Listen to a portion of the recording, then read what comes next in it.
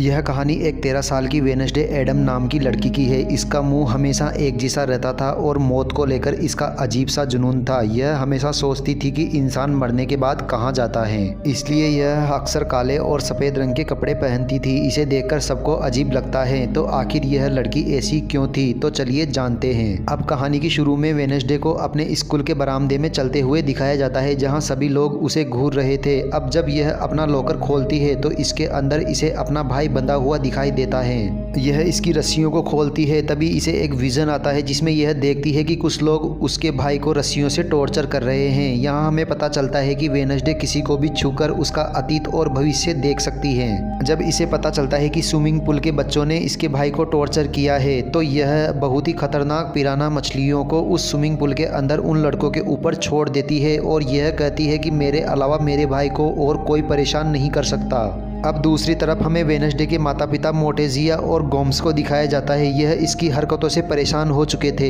इसलिए यह इसको नेवरमोर एकेडमी में भेजने का फैसला कर लेते हैं। इस एकेडमी में वह बच्चे रहते हैं जिनमें कुछ खास पावर हो और यहाँ उनको अपनी ताकत पर काबू करना सिखाया जाता है। इसके माता पिता भी इस एकेडमी के स्टूडेंट थे, जिससे पता चलता है कि उनके पास भी सुपर पावर्स हैं। अब एक साइड हमें एक लड़के एम बॉक्स को दिखाया जाता है। यह नेवरमोर एकेडमी के पास वाले जंगल में चला जाता है। यह रुककर आराम कर रहा था, तभी एक अनजान क्रिएचर इस पर हमला करके इसे मार देता है। पुलिस ऑफिसर इसकी बॉडी की जांच करते हैं और हमें पता चलता है कि यह पहला हादसा नहीं है, यहाँ पहले भी कई हादसे हो चुके हैं। दूसरी तरफ वेडनेसडे उस एकेडमी की प्रिंसिपल लेरिसा विम्स से मिलती है। लेरिसा उसे रूममेट एनिड से मिलवाती है। एनिड एक वेयरवुल्फ थी और हर मामले में वह वेडनेसडे से अलग थी। एनिड को रंग बिरंगा पसंद था, इसलिए अपने रूम को रंगीन सजा रखा था, जबकि वेडनेसडे को डार्क पसंद था। फिर एनिड वेडनेसडे को एकेडमी में घुमाती है और यहाँ के मेन ग्रुप के बारे में बताती है। फेंग्स के ग्रुप में वेम्पायर होते हैं, फ्यूर्स ग्रुप में वेयरवुल्व्स होते हैं और स्टोनर्स पत्थर में बदल सकते हैं। वहीं स्केल्स में जलपरियां होती हैं। यह इसको सबसे पॉपुलर लड़की बयंका बार्कले के बारे में बताती है, जो बहुत ही खूबसूरत जलपरी थी। बयंका का एक्स बॉयफ्रेंड भी इसी एकेडमी में होता है, जो अपनी ड्राइंग को असलियत में बदल सकता है। अब वेडनेसडे के माता पिता यहाँ से चले जाते हैं, पर वेडनेसडे पर नजर रखने के लिए वह जाने से पहले यहाँ एक कटा हुआ हाथ छोड़कर चले जाते हैं, जो जिंदा होता है और इसे थिंग कहा जाता है। अब वेडनेसडे तलवारबाजी की क्लास में जाती है और यहाँ बयंका के खिलाफ लड़ने के लिए तैयार हो जाती है। अब दोनों में फाइट होती है, पर दोनों बराबर होती है। अब बयंका कहती है कि वह इस फाइट को बिना हेलमेट के लड़ना चाहती है और यह गेम तब खत्म होगा जब दोनों के शरीर में से किसी एक के खून निकलेगा। अब दोनों के बीच जबरदस्त फाइट होती है और फिर वेडनेसडे के सर पर एक कट लग जाता है, जिससे खून निकलने लगता है। इसके सिर पर पट्टी बांधी जाती है। फिर यह बाहर निकलती है तो ऊपर से एक पक्षी के आकार का एक बड़ा पत्थर उसके ऊपर गिरने वाला था, मगर तभी जेवियर उसे धक्का देकर बचा लेता है। फिर यह कमरे में आती है तो इसे महसूस होता है कि कोई इस पर नजर रख रहा है। जब यह चेक करती है तो इसे थिंक मिल जाता है। यह समझ जाती है कि यह इसके माता पिता का काम है, इसलिए यह थिंक से कहती है कि उसे इसका साथ देना होगा, वरना यह इसको डोर में बंद कर देगी। अब थिंक डर जाता है और यह वेडनेसडे से वादा करता है कि यह इसके साथ गद्दारी नहीं करेगा। फिर इसने जो स्विमिंग पूल में मछलियां डाली थी, इस वजह से लेरिसा इसे दिमागी डॉक्टर के पास ले जाती है। अब वेडनेसडे थेरेपिस्ट से मिलती है, मगर यह उसे किसी के बारे में कुछ नहीं बताती। इसके दिमाग में एक प्लान आता है। यह बाथरूम जाने के बहाने खिड़की से निकलकर भाग जाती है, जहां यह एक आदमी से टकरा जाती है और इसे विजन आता है कि इस आदमी की एक्सीडेंट में मौत होने वाली है। यह डर जाती है और रिलैक्स होने के लिए कॉफी शॉप में जाती है। यहाँ इसकी मुलाकात पुलिस के बेटे टाइलर से होती है, जो यहाँ काम करता है। यह मशीन ठीक करने की कोशिश कर रहा था, पर इसे समझ नहीं आता क्योंकि मशीन पर जो लिखा था वह इटालियन भाषा में था। वेडनेसडे को इटालियन पढ़ना आता था, इसलिए यह आसानी से मशीन ठीक कर देती है और बदले में यह इसे बस स्टॉप पर छोड़ने के लिए कहती है। अब यहाँ पर वही लड़के आ जाते हैं जिन्होंने इसके भाई को टॉर्चर किया था। अब यह वेडनेसडे को भी परेशान करने लगते हैं, तो परेशान होकर वेडनेसडे इन्हें मारने लगती है। तो कुछ समय में यहाँ पर लेरिसा पुलिस के साथ आ जाती है और यह गुस्से में वेडनेसडे को डांटती है। इसके बाद यह नेवरमोर एकेडमी जाने के लिए निकल जाती है। रास्ते में इन्हें टूटी फूटी कार दिखाई देती है, जिसका एक्सीडेंट हो गया था और इस कार में वही आदमी था जिससे वेडनेसडे टकराई थी। उस रात वेडनेसडे बहुत ही डरावना म्यूजिक बजाती है। यह पूर्णिमा की रात थी और भेड़ियों के चिल्लाने की आवाज भी सुनाई देती है। तभी एनिड बताती है कि वह खुद को वुल्फ में नहीं बदल सकती, इसलिए वह बाकी के साथ नहीं जा सकती थी। इसी बीच थिंक टाइलर के कमरे में जाता है और उसे वेडनेसडे से बात करने के लिए कहता है और यह वेडनेसडे से वीडियो कॉल पर बात करता है। वेडनेसडे इसे आने वाले हाउस फेयर में मिलने के लिए कहती है और कहती है कि हम वहाँ मजे करेंगे, पर हकीकत में यह यहाँ से भागना चाहती थी। लेरिसा वेडनेसडे पर नजर बनाए हुए थी, इसके बावजूद यह टाइलर से मिलने में कामयाब हो जाती है। यह यहाँ से भाग रहे थे, तभी वेडनेसडे अपने क्लासमेट रोवन से टकरा जाती है जो जंगल की तरफ भाग रहा था। इससे टकराते ही वेडनेसडे को विजन आता है कि रोवन जंगल में किसी के हाथों मारा जाएगा, तो यह भागने का प्लान छोड़कर रोवन के पीछे जाती है। तो रोवन अपनी पावर से उसे पेड़ पर लटका देता है। इसके बाद यह अपनी माँ के बारे में बताता है कि वह भविष्य देख सकती थी और 25 साल पहले उसने एक पेंटिंग बनाकर कहा था कि वेडनेसडे नेवरमोर एकेडमी को बर्बाद कर देगी, इसलिए वह अपनी पावर से वेडनेसडे का गला घोटने लगता है। तभी एक डरावना क्रिएचर रोवन पर हमला करके उसे मार देता है। वेडनेसडे उस पेंटिंग को देखती है। तभी पुलिस वाले वहां रोवन की बॉडी को ढूंढने की कोशिश करते हैं, मगर उन्हें बॉडी नहीं मिलती।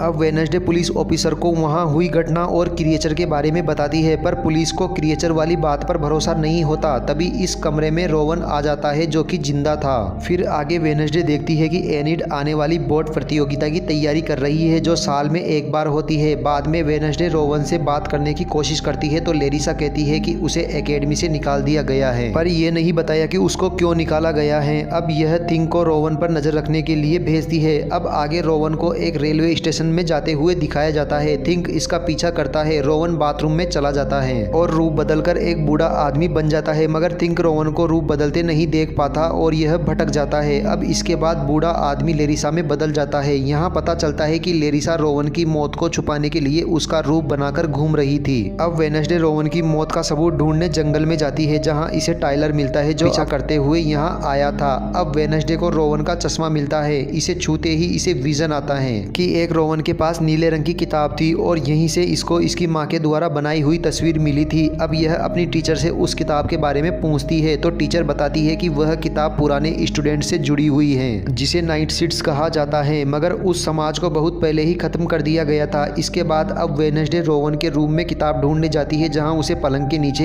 एक मास्क मिलता है, मगर तभी यहाँ रोवन का रूममेट जेवियर आ जाता है तो यह तुरंत पलंग के नीचे छुप जाती है। फिर जेवियर से मिलने उसकी एक्स गर्लफ्रेंड बयंका आ जाती है। यह उनकी सारी बातें सुन लेती है तो पता चलता है कि बयंका आने वाली प्रतियोगिता में एनिड को हराने का प्लान बना रही है। फिर यह अपने रूम में आती है और बयंका को हराने के लिए एनिड का साथ देने का फैसला करती है। अगले दिन रेस शुरू होती है। इस रेस में 4 टीम हिस्सा लेती है और जो टीम बिना डूबे डेस्टिनेशन तक जाकर वापस आएगी वही विजेता होगी।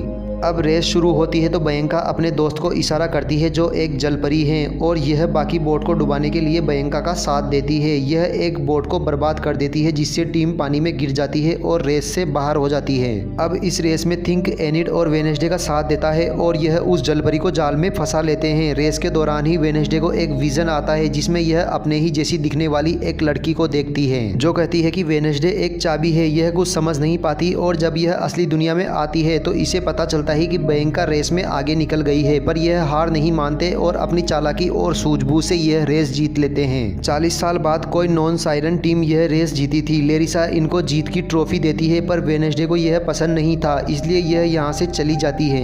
यह इस एकेडमी के पुराने स्टूडेंट की मूर्ति के पास जाती है। तभी इसकी नज़र उस मूर्ति के हाथ में रखी पत्थर की किताब पर जाती है जिसके नीचे एक निशान बना हुआ था। यह वैसा ही निशान था जो उस तस्वीर में बना हुआ था जो रोवन के पास थी। अब इस पर कुछ पहेलियां लिखी होती है जिसे वेडनेसडे तुरंत सुलझा लेती है। अब इसमें एक सुराग होता है जिसमें 2 बार चुटकियां बजानी होती है। यह 2 बार चुटकी बजाती है तो एक गुप्त कमरे का दरवाजा खुलता है और यह अंदर जाती है तो इसे रोवन की किताब भी मिल जाती है जिसमें एक तस्वीर को रोवन ने फाड़ कर रख रखा हुआ था। यह इसको बैग में रखती है और जाने लगती है। तभी इसके सर पर कोई काला कपड़ा डाल देता है। थोड़ी देर बाद जब यह कपड़ा हटाया जाता है तो वह देखती है कि बयंका, जेवियर और कुछ स्टूडेंट इसको घेर कर खड़े हुए हैं और यह सभी नाइट शिफ्ट्स के सदस्य हैं और लेरिसा ने उस ग्रुप को भी खत्म कर दिया था। इसके बाद जेवियर इसे ग्रुप में शामिल होने के लिए कहता है लेकिन वेडनेसडे मना करके यहाँ से चली जाती है। अब लेरिसा घोषणा करती है कि एकेडमी के सभी स्टूडेंट को शहर के आम लोगों से मिलना जुलना है और उनके साथ काम करना है। अब यह शहर पहुँचते हैं तो वेडनेसडे जेवियर को बताती है कि उसके रूममेट की मौत हो चुकी है तो यह कहता है कि रोवन की मौत नहीं हो सकती, बस उसे एकेडमी से निकाल दिया गया है।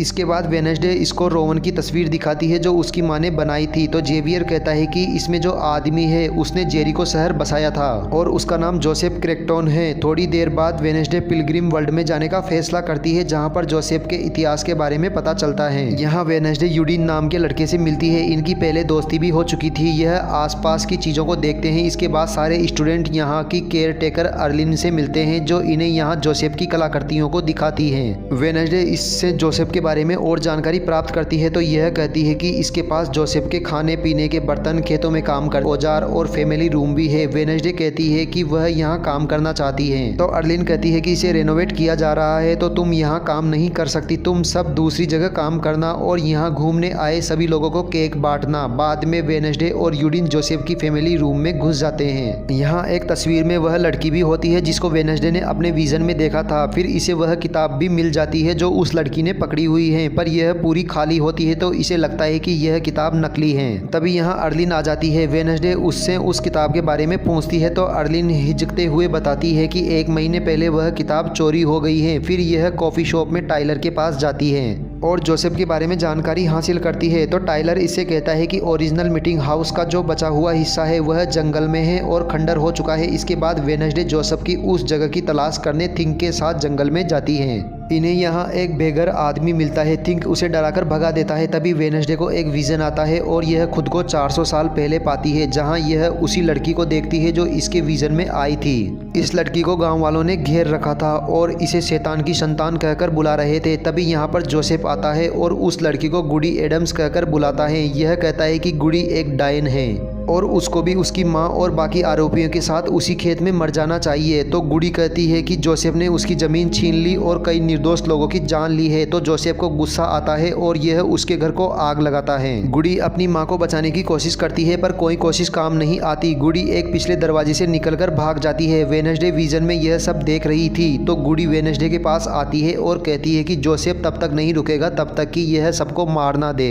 तभी वेडनेसडे रियल दुनिया में आ जाती है और थिंक को यह सब बताती है। तभी यहाँ वही खूंखार क्रिएचर आ जाता है जिसने रोवन को मारा था। तभी बारिश होती है और वेडनेसडे उस क्रिएचर का पीछा करती है, पर वह बहुत आगे निकल जाता है। तो वेडनेसडे उसके पैरों के निशान का पीछा करती है, मगर आगे जाकर वह निशान इंसान के पैरों में बदल जाते हैं। इससे पता चलता है कि वह क्रिएचर कोई इंसान ही है। तभी यह जेवियर से टकरा जाती है। वेडनेसडे इसको सब बताती है। जेवियर पैरों के निशान दा है, पर बारिश की वजह से वह सब मिट जाते हैं। अगले दिन जोसेफ की नई मूर्ति के उद्घाटन के लिए सब लोगों को इकट्ठा किया जाता है। वेडनेसडे म्यूजिक बजाती है। लेरिसा और शहर के मेयर मूर्ति का उद्घाटन करते हैं, मगर तभी थिंक वेडनेसडे के ऑर्डर के मुताबिक मूर्ति में ब्लास्ट कर देता है और सब लोग डरकर भाग जाते हैं। वेडनेसडे अभी भी म्यूजिक बजा रही थी। इसके बाद लेरिसा वेडनेसडे पर चिल्लाती है क्योंकि इसको लगता है कि यह सब इसने ही किया है, मगर वेडनेसडे मना करती है कि मैंने कुछ नहीं किया। और वेडनेसडे लेरिसा पर इल्जाम लगाती है कि वह जंगल में होने वाले हादसों का सच जानते हुए भी अनजान बनी रही। अब जो वेडनेसडे को बेघर आदमी मिला था उस पर वह क्रिएचर हमला कर देता है। उसके हाथ में कैमरा था जिससे वहां की तस्वीरें खिंच जाती है। फिर आगे पुलिस वहां पहुंच जाती है, तो उन्हें उस बेघर आदमी की बॉडी मिलती है और वह कैमरा भी, जिसमें हादसे के वक्त की तस्वीरें थी। जब पुलिस इन तस्वीरों को निकालती है तो उसमें एक राक्षस जैसा चेहरा था जो बहुत ही खतरनाक था। दोस्तों, वेडनेसडे का यह पहला सीजन आपको कैसा लगा? आपको दूसरा सीजन भी जल्दी ही हमारे चैनल पर मिल जाएगा। तो सीजन पसंद आया हो तो चैनल को सब्सक्राइब कर दीजिए और वीडियो को लाइक कर दीजिए। मिलते हैं अगले सीजन के साथ, तब तक बने रहिए हमारे साथ।